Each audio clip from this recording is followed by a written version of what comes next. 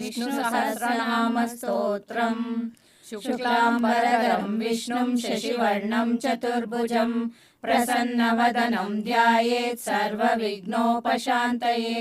व्यासं वसिष्ठनप्तारं शक्तेः पौत्रमकल्मषं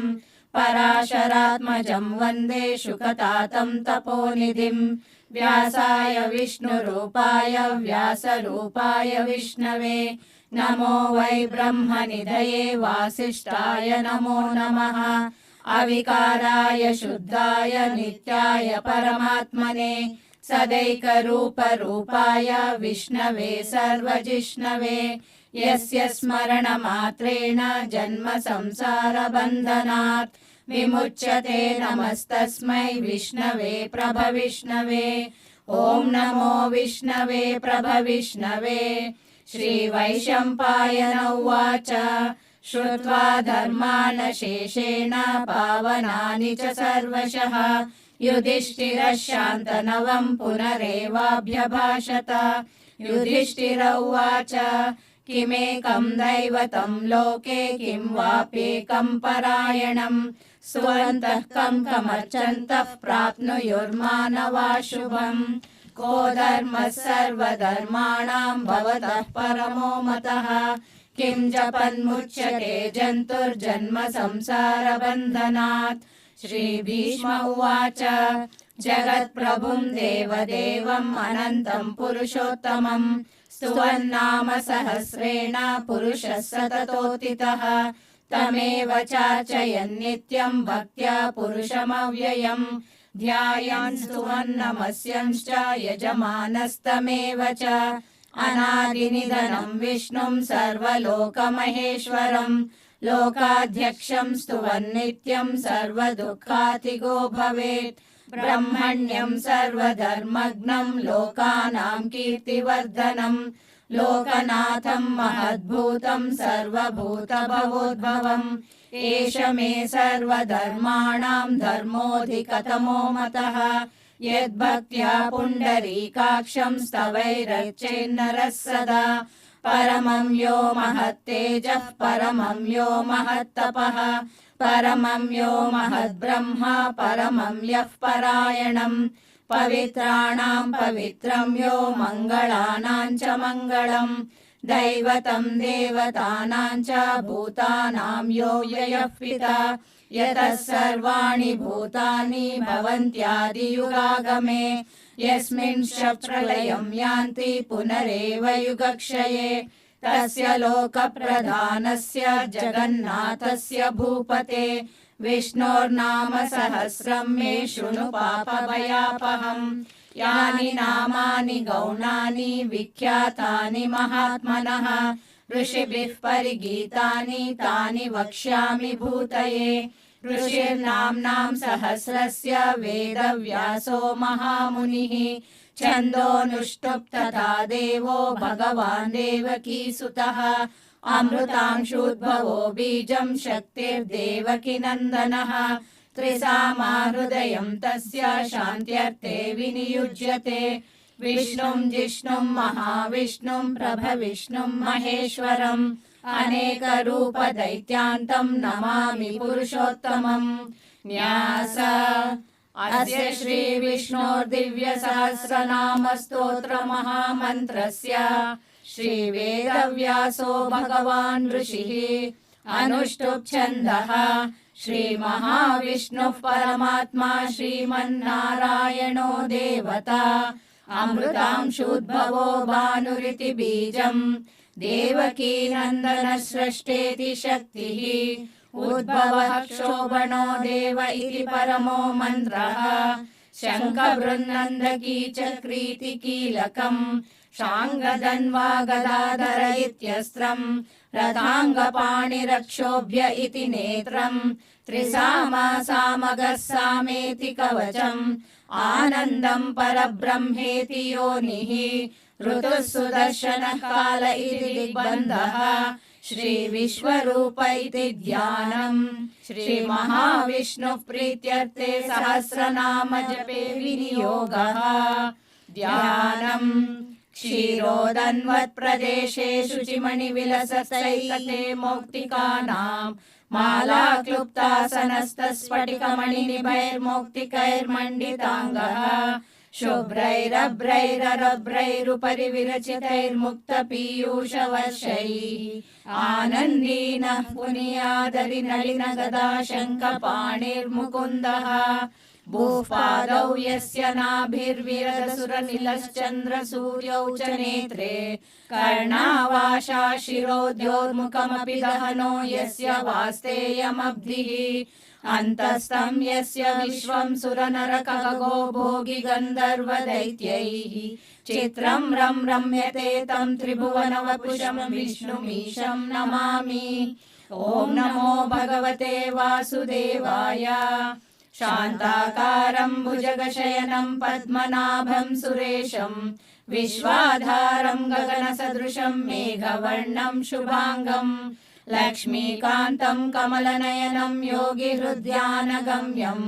वन्दे विष्णुं भवभयहरं सर्वलोकैकनाथं मेघश्यामं पीतकौशेयवासं श्रीवत्साङ्कं कौस्तुभोद्भासिताङ्गं पुण्योपेतं पुण्डरीकायताक्षं विष्णुं वन्दे सर्वलोकैकनाथं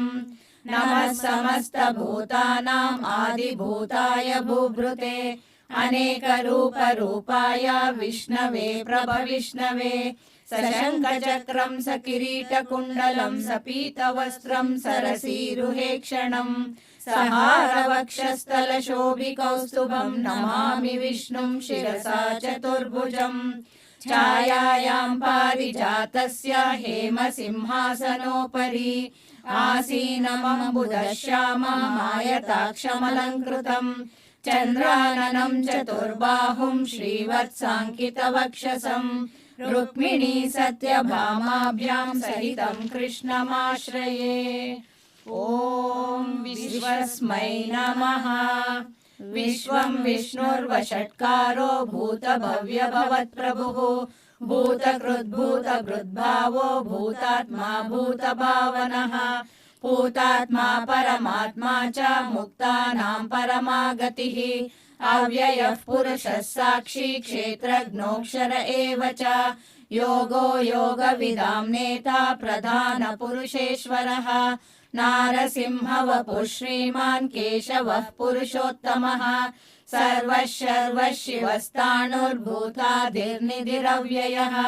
सम्भवो भावनो भर्ता प्रभवः प्रभुरीश्वरः स्वयंभू शम्भुरादित्यः पुष्कराक्षो महास्वनः अनादिनिधनो दाता विधाता धातुरुत्तमः अप्रमेयो ऋषिकेशः पद्मनाभो मरप्रभुः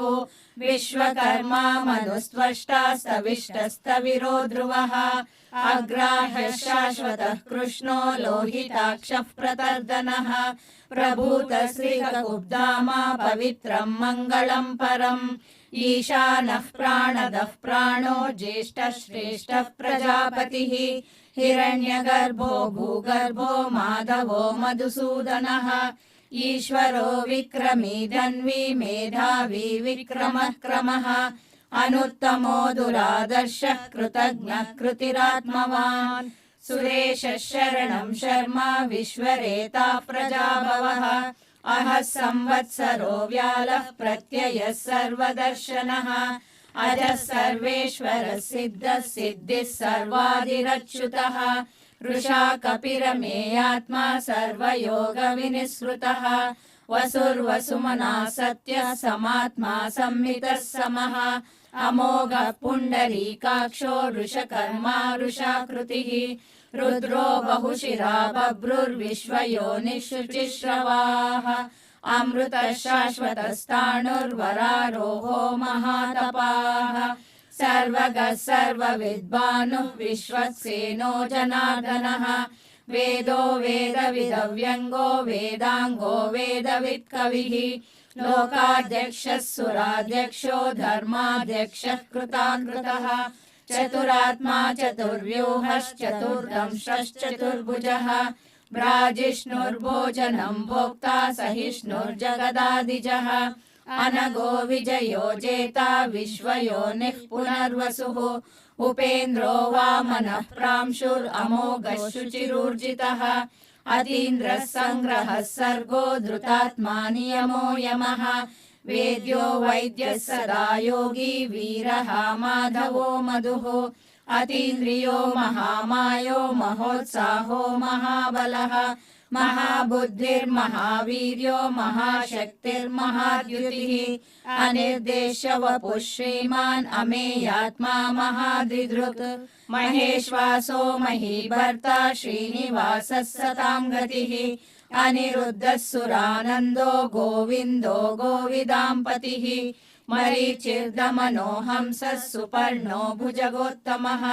हिरण्यनाभः सुतपा पद्मनाभः प्रजापतिः अमृतो सर्वदृक्सिंहः सन्धाता सन्धिमान् स्थिरः अजो दुर्मर्षणः शास्ता विश्रुतात्मा सुरारिः गुरुर्गुरुतमो धाम सत्यः सत्यपराक्रमः निमिषो निमिषस्रग्वी वाचस्पतिरुदारधीः अग्रणीर्ग्रामणी श्रीमान् न्यायो नेता समीरणः सहस्रमूर्धा विश्वात्मा सहस्राक्षः सहस्रपात् आवर्तनो निवृत्तात्मा संवृतः सम्प्रमर्दनः अहः संवर्तको वह्निरनिलो धरणीधरः सुप्रसादः प्रसन्नात्मा विश्वदृग्विश्वभुग्विभुः सत्कर्ता सत्कृतः साधुर्जह्नुर्नारायणो नरः असंख्येयो प्रमेयात्मा विशिष्टः शिष्टकृच्छुचिः सिद्धार्थः सिद्धसङ्कल्पः सिद्धिदः सिद्धिसाधनः वृषाही वृषभो विष्णुर्वृषपर्वा वृषोदरः वर्धनो वर्धमानश्च विविक्तः श्रुतिसागरः सुभुजो दुर्धरो वाग्मी महेन्द्रो वसुदो वसुः नैकरूपो बृहद्रूपः शिपिविष्टः प्रकाशनः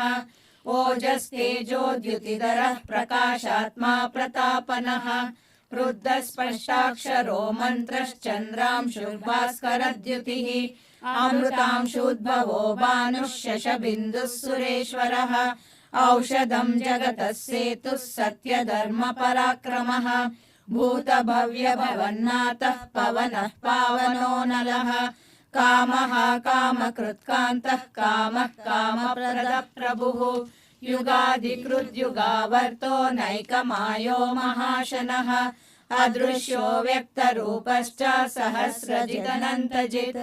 इष्टो विशिष्टः शिष्टेष्टः शिखण्डी नहुषो वृषः क्रोधः क्रोधकृत्कर्ता विश्वबाहुर्महीधरः अच्युतः प्रतितः प्राणः प्राणदो वासवानुजः अपानिधिरधिष्ठानमप्रमत्तः प्रतिष्ठितः स्कन्दः स्कन्दधरो दुर्यो वरदो वायुवाहनः वासुदेवो बृहद्भानुरादिदेवः पुरन्दरः अशोकस्तारणस्तारः शूरः शौरिर्जनेश्वरः अनुकूलः शतावर्तः पद्मी पद्मनिभेक्षणः पद्मनाभोरविन्दाक्षः पद्मगर्भः शरीरभृत् महद्निर्वृद्धो वृद्धात्मा महाक्षो गरुडध्वजः अतुलः शरभो भीमः समयज्ञो हविर्हरिः सर्वलक्षणलक्षण्यो लक्ष्मीवान् समितिञ्जयः वीक्षरो रोहितो मार्गो हेतुर्दामोदरः सहः महीधरो महाभागो वेगवानमिताशनः उद्भवः क्षोभणो देवः श्रीगर्भः परमेश्वरः करणं कारणं कर्ता विकर्ता गहनो गुहः व्यवसायो व्यवस्थानः संस्थानस्थानदो ध्रुवः परदिः परमस्पष्टस्तुष्टः पुष्टः शुभेक्षणः रामो विरामो विरतो मार्गो नेयो नयोनयः वीरः शक्तिमतां श्रेष्ठो धर्मो धर्मविदुत्तमः वैकुण्ठः पुरुषः प्राणः प्राणदः प्रणवः पृथुः हिरण्यगर्भः शत्रुघ्नो व्याप्तो वायुरधोक्षजः ऋतुः सुदर्शनः कालः परमेष्टि परिग्रहः उग्रः संवत्सरो दक्षो विश्रामो विश्वदक्षिणः विस्तारस्तावरस्ताणुः प्रमाणं बीजमव्ययम् अर्थोऽनर्थो महाकोशो महाभोगो महाधनः अनिर्विण्णस्तविष्टो भूधर्मयूपो महामकः नक्षत्रनेमिर्नक्षत्री क्षमः क्षामः समीहनः यज्ञयुज्यो महेज्यश्च क्रतुः सत्रं सतां गतिः सर्वदर्शी विवृत्तात्मा सर्वज्ञो ज्ञानमुत्तमम् सुहृतः सुमुखः सूक्ष्मः सुघोषः सुखदः सुहृत् मनोहरो जितक्रोधो वीरबाहुर्विदारणः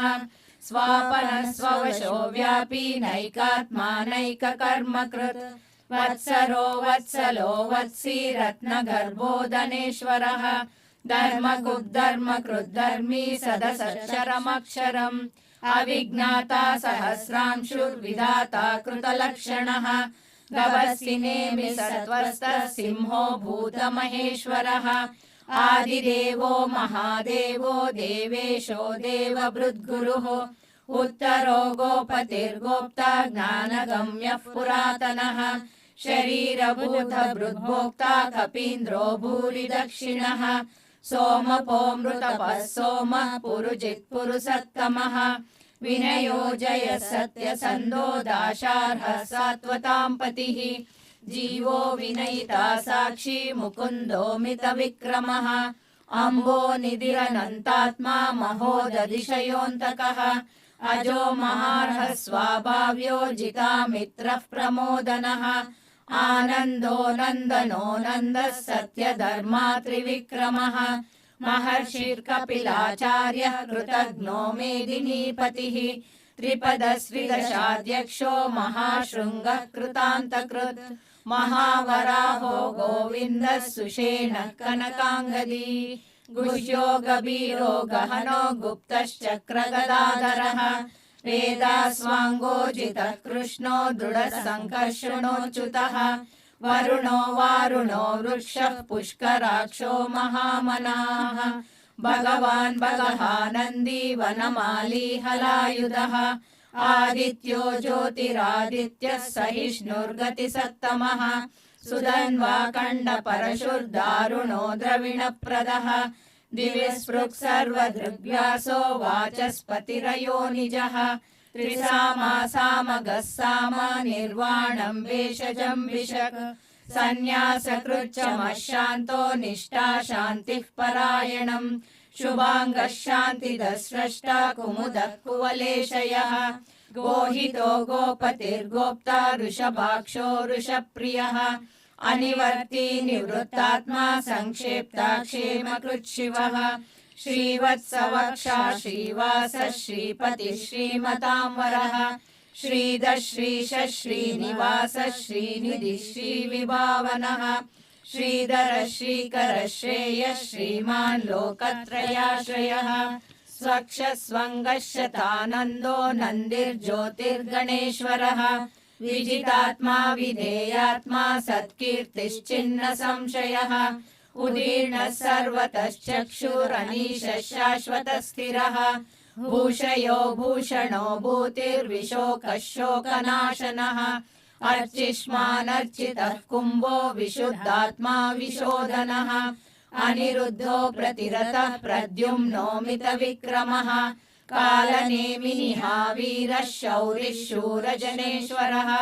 त्रिलोकात्मा त्रिलोकेशः केशवः केशिहा हरिः कामदेवः कामपालः कामी कान्तः कृतागमः अनिर्देशवपुर्विष्णुर्वीरोऽनन्तो धनञ्जयः ब्रह्मण्यो ब्रह्मकृद्ब्रह्मा ब्रह्म ब्रह्मविवर्धनः ब्रह्मविद् ब्राह्मणो ब्रह्मी ब्रह्मज्ञो ब्राह्मणप्रियः महाक्रमो महाकर्मा महातेजा महोरगः महाक्रतुर्महायज्वा महायज्ञो महाहविः स्तव्यस्तव प्रियस्तोत्रं स्तुतिस्तोतारणप्रियः पूर्णः पूरयिता पुण्यः पुण्यकीर्तिरनामयः मनोजवस्थितकरो वसुरेता वसुप्रदः वसुप्रदो वासुदेवो वसुर्वसुमनाहविः सद्गतिः सत्कृतिः सत्ता सद्भूतिः सत्परायणः शूरसेनो यदुश्रेष्ठः सन्निवासः सुयामुनः भूतावासो वासुदेवः सर्वासु निलयो नलः दर्पः दर्पदो दृप्तो दुर्धरोऽपराजितः विश्वमूर्तिर्महामूर्तिर्दीप्तमूर्तिरमूर्तिमान् अनेकमूर्तिरव्यक्तः शतमूर्तिः शताननः एकोनैकः स वक्कः किं यत्तत्पदमनुत्तमम् लोकबन्धुर्लोकनाथो माधवो भक्तवत्सलः सुवर्णवर्णो हेमाङ्गो वराङ्गश्चन्दनाङ्गदी वीरः विषमः शून्यो घृताशीरचलश्चलः अमानी मानदो मान्यो लोकस्वामी त्रिलोकधृत् सुमेधा मेधजोदन्यः सत्यमेधाधराधरः तेजो वृषोद्युतिधरः सर्वशस्त्रभृतांवरः प्रग्रहो निग्रहो व्यग्रो नैकशृङ्गो गदाग्रजः चतुर्मूर्तिश्चतुर्बाहुश्चतुर्व्यूहश्चतुर्गतिः चतुरात्मा चतुर्वेदविदेकपात् समावर्तो निवृत्तात्मा दुर्जयो दुरतिक्रमः दुर्लभो दुर्गमो दुर्गो दुरावासो दुरारिः शुभाङ्गो लोकसारङ्गः सुतन्तुस्तन्तुवर्धनः इन्द्रकर्मा महाकर्मा कृतकर्मा कृतागमः उद्भवः सुन्दरः सुन्दो रत्ननाभः सुलोचनः अर्को वाजसनः शृङ्गी जयन्तः सर्वविजयी सुवर्णबिन्दुरक्षोभ्यः सर्ववागीश्वरेश्वरः महाहृदो महागर्तो महाभूतो महानिधिः कुमुदः कुन्दरः कुन्दः पर्जन्यः पावनोऽनिलः अमृतांशोऽमृतवपुः सर्वज्ञः सर्वतोमुखः सुलभः सुहृतः सिद्धः शत्रुचिच्चत्रुतापनः न्यग्रोदोदुम्बरोऽश्वत्थश्चाणूरान्ध्रनिषूदनः सहस्रार्चिः सप्तजिह्वः सप्तैधा सप्तवाहनः अमूर्तिरनघोचिन्त्यो भयकृद्भयनाशनः अणुर्बृहत्कृशस्थूलो गुणभृन्निर्गुणो महान् अधृतः स्वधृतः स्वास्य प्राग्वंशो वंशवर्धनः भारभृत्कथितो योगी योगीशः सर्वकामदः आश्रमश्रमणक्षामः सुपर्णो वायुवाहनः धनुर्धरो धनुर्वेदो दण्डो दमयिता दमः अपराजितः सर्वसहो नियन्ता नियमो यमः सत्त्ववान् सात्विकः सत्यः सत्यधर्मपरायणः अभिप्रायः प्रियार्होर्हा प्रियकृत् प्रीतिवर्धनः विहाय सगतिर्ज्योतिः सुरुचिर्हुतभुग् विभुः रविर्विरोचनः सूर्यः सविता रविलोचनः अनन्तो हुतभुग्भोक्ता सुखदो नैकदोऽग्रजः अनिर्विण्णः सदामर्षि लोकाधिष्ठानमद्भुतः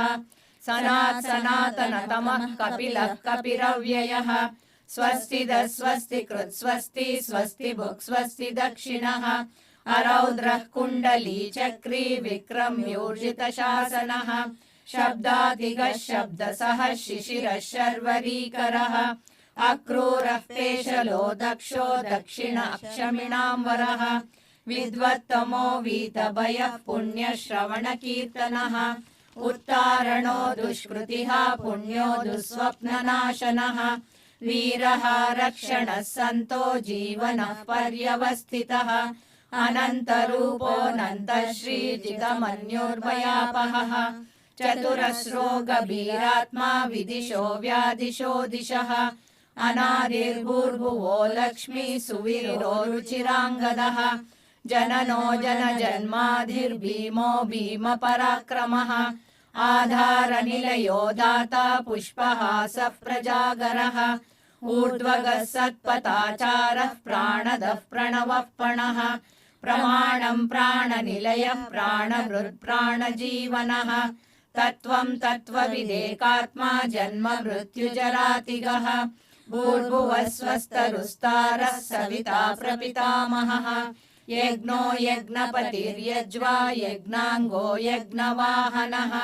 यज्ञभृद्यज्ञकृद्यग्नि यज्ञभुग्यज्ञसाधनः यज्ञान्तकृद्यज्ञगुह्यमन्नमन्नाद एव च आत्मयोनिः स्वयं जातो वैकानः सामगायनः देवकीनन्दनः स्रष्टा क्षितीशः पापनाशनः शङ्खबृन्नन्दकी चक्री शाङ्गधन्वा गदाधरः रथाङ्गपाणिरक्षोभ्यः सर्वप्रहरणायुधः सर्वप्रहरणायुध ॐ नमः इति वनमाली गदीशाङ्गी शङ्की चक्री च नन्दकी श्रीमन्नारायणो विष्णुर्वासुदेवोऽभिरक्षतु वनमाली गदीशाङ्गी शङ्की चक्री च नन्दकी श्रीमन्नारायणो विष्णुर्वासुदेवोऽभिरक्षतु वनमाली गदीशाङ्गी शङ्की चक्री च नन्दकी श्रीमन्नारायणो विष्णुर्वासुदेवोऽभिरक्षतु श्रीवासुदेवोऽभिरक्षतु ॐ नमः इति भीष्म उवाच इतीदं कीर्तनीयस्य केशवस्य महात्मनः नाम्नां सहस्रं दिव्यानाम् अशेषेण प्रकीर्तितं यैदं शृणुया नित्यं यश्चापि परिकीर्तयेत् नाशुभं प्राप्नुयात् किञ्चित् सोमुत्रेह च मानवः वेदान्तगो ब्राह्मणः स्यात् क्षत्रियो विजयी भवेत् वैश्यो धनसमृद्धः स्यात् शूद्रः सुखमवाप्नुयात् धर्मार्थी प्राप्नुयात् धर्मम् अर्थार्थी चार्थमाप्नुयात् कामानवाप्नुयात् कामी प्रजार्थी चाप्नुयात् प्रजाम् भक्तिमान्यः सदोत्थाय शुचिस्तद्गतमानसः सहस्रं वासुदेवस्य नाम्नामेतत् प्रकीर्तयेत् यशः प्राप्नोति विपुलं ज्ञाति प्राधान्यमेव च अचलां श्रियमाप्नोति श्रेयः प्राप्नोत्यनुत्तमम् न भयं क्वचिदाप्नोति वीर्यं तेजश्च विन्दति भवत्यरोगो द्युतिमान् बलरूपगुणान्वितः रोगार्तो मुच्यते रोगात् बद्धो मुच्येत बन्धनात् भयान्मुच्येत भीतस्तु मुच्येतापन्न आपदः दुर्गाण्यतितरत्याशु पुरुषः पुरुषोत्तमम् सुवन्नाम सहस्रेण नित्यं भक्तिसमन्वितः वासुदेवाश्रयो मर्त्यो वासुदेवपरायणः सर्वपापविशुद्धात्मा याति ब्रह्म सनातनम् न वासुदेव भक्तानाम् अशुभं विद्यते क्वचित् जन्म मृत्युजरा व्याधि भयं नैवोपजायते इमं स्तवमदीयानः श्रद्धा भक्तिसमन्वितः युज्येतात्मसुखशान्तिः श्रीधृतिस्मृतिकीर्तिभिः न क्रोधो न च मात्सर्यं न लोभो नाशुभा मतिः भवन्ति कृतपुण्यानां भक्तानां पुरुषोत्तमे द्यौस चन्द्रार्कनक्षत्राकं दिशो भूर्महोदधिः वासुदेवस्य वीर्येण विधृतानि महात्मनः ससुरासुरगन्धर्वं स यक्षोरगराक्षसम् जगद्वशे वर्ततेदं कृष्णस्य सचराचरम् इन्द्रियाणि मनोबुद्धिः सत्त्वं तेजो बलं धृतिः वासुदेवात्मकान्याहुः क्षेत्रं क्षेत्रज्ञ एव च सर्वागमानामाचारः प्रथमं परिकल्पितः आचारः प्रथमो धर्मो धर्मस्य प्रभुरच्युतः ऋषयः पितरो देवा महाभूतानि दातवः जङ्गमाजङ्गमं चेदं जगन्नारायणोद्भवम् योगो ज्ञानं तथा साङ्ख्यं विद्या शिल्पादिकर्म च वेदाशास्त्राणि विज्ञानम् एतत् सर्वं जनार्दनात् एको विष्णुर्महद्भूतं पृथग्भूतान्यनेकशः त्रीन् लोकान् व्याप्य भूतात्मा भुङ्क्ते विश्वभुगव्ययः इमं स्तवं भगवतो विष्णोर्व्यासेन कीर्तितं पठेद्य इच्छेत् पुरुषः श्रेयः प्राप्तुं सुखानि च विश्वेश्वरमजं देवं जगतः प्रभुमव्ययम् भजन्ति ये पुष्कराक्षं न ते यान्ति पराभवम् न ते यान्ति पराभवम् ॐ नमः इति। अर्जुन उवाच पद्मपत्रविशालाक्ष पद्मनाभसुरोत्तम भक्तानामनुरक्तानां त्राता भवजनार्दन। श्रीभगवानुवाच यो मां नाम सहस्रेण स्तोतुमिच्छति पाण्डव सोऽहमेकेन श्लोकेन स्तुत एव न संशयः स्तुत एव न संशय ॐ नमः इति। व्यास उवाच वासनाद्वासुदेवस्य वासितं ते जगत्त्रयम् सर्वभूतनिवासोऽसि वासुदेव नमोऽस्तु ते। श्रीवासुदेव नमोऽस्तु ॐ नमः इति। पार्वत्युवाच केनोपायेन लघुना विष्णोर्नाम सहस्रकम् पठ्यते पण्डितैर्नित्यं श्रोतुमिच्छाम्यहं प्रभो। ईश्वर उवाच श्रीराम राम रामेति रमे रामे मनोरमे सहस्रनाम तत्तुल्यं राम नाम वरानने। श्रीराम राम रामेति रमे रामे मनोरमे सहस्रनाम तत्तुल्यं राम नाम वरानने। श्रीराम राम रामेति रमे रामे मनोरमे सहस्रनाम तत्तुल्यं राम नाम वरानने। श्रीराम नाम वरानन ॐ नमः इति। ब्रह्मोवाच नमोऽस्तु अनन्ताय सहस्रमूर्तये सहस्रपादाक्षि शिरोरुबाहवे सहस्रनाम्ने पुरुषाय शाश्वते सहस्रकोटियुगधारिणे नमः सहस्रकोटियुगधारिणे नमः ॐ नमः इति। सञ्जय उवाच यत्र योगेश्वरः कृष्णो यत्र पार्थो धनुर्धरः तत्र श्रीर्विजयो भूतिर्ध्रुवा नीतिर्मतिर्मम। श्रीभगवानुवाच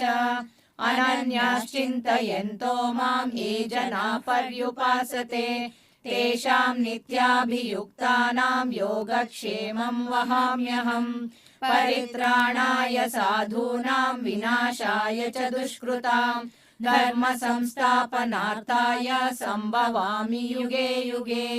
आर्ता विषण्णा शिथिलाश्च भीताः घोरेषु च व्याधिषु वर्तमानाः संकीर्त्य नारायण शब्दमात्रं विमुक्तदुःखा सुखिनो भवन्तु। कायेन वाचा मनसेन्द्रियैर्वान् बुद्ध्यात्मना वा प्रकृते स्वभावात् करोमि यद्यत् सकलं परस्मै नारायणायेति समर्पयामि।